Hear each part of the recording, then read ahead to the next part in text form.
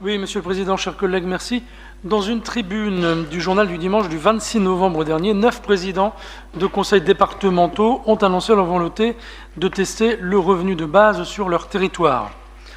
Afin de relayer cette initiative dans le département du Nord, plusieurs élus, dont je fais partie, ont signé une tribune dans Mediapart pour vous demander, Monsieur le Président, de rejoindre cette expérimentation. Vous nous avez répondu dans La Voix du Nord du 4 décembre dernier, je cite, « Je ne suis pas pour le revenu universel, je suis pour le travail universel ».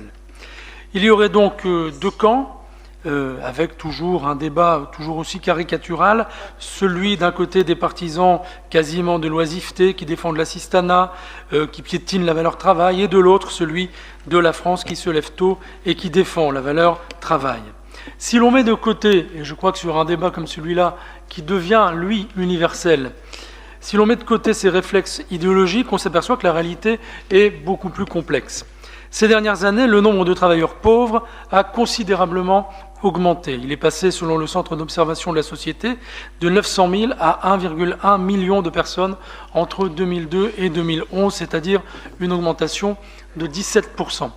Sous l'effet du chômage de masse, le nombre de pauvres a augmenté entre 2005 et 2015 de 600 000 pour atteindre au total près de 9 millions de personnes selon l'Observatoire des inégalités. Enfin, nous disposons de statistiques très précises sur l'accès aux droits des personnes sans emploi.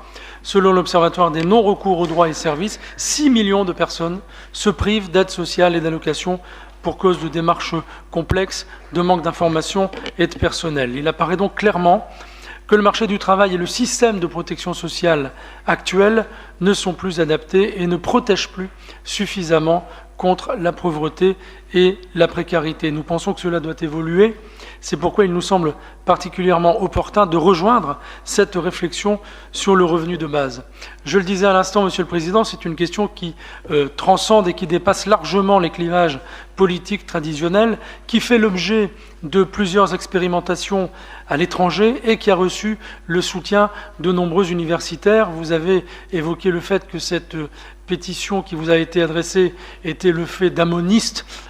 Certes, j'ai été cohérent dans les positions qui sont les miennes depuis le début de cette année, mais je ne pense pas que des personnes comme les 8 prix Nobel d'économie de ces dernières décennies, ou que Bill Gates ou que Dominique de Villepin, qui soutiennent ce type de revenus de base, puissent être qualifiés d'amonistes. Il s'agit de garantir un revenu socle universel afin qu'il soit versé à chacun de manière dégressive en fonction des revenus dont on dispose et inconditionnel, ce qui permet l'accès aux droits de toute la population, notamment la plus fragile et la plus démunie. Cela pourrait constituer une solution, par exemple pour les aidants d'un proche dépendant, ou par exemple aussi, on en parle souvent, pour les agriculteurs qui n'arrivent pas toujours aujourd'hui à vivre de leurs revenus agricoles.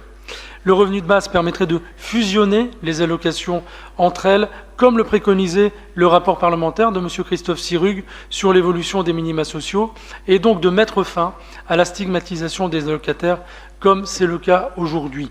L'an dernier, une mission d'information du Sénat présidée par M.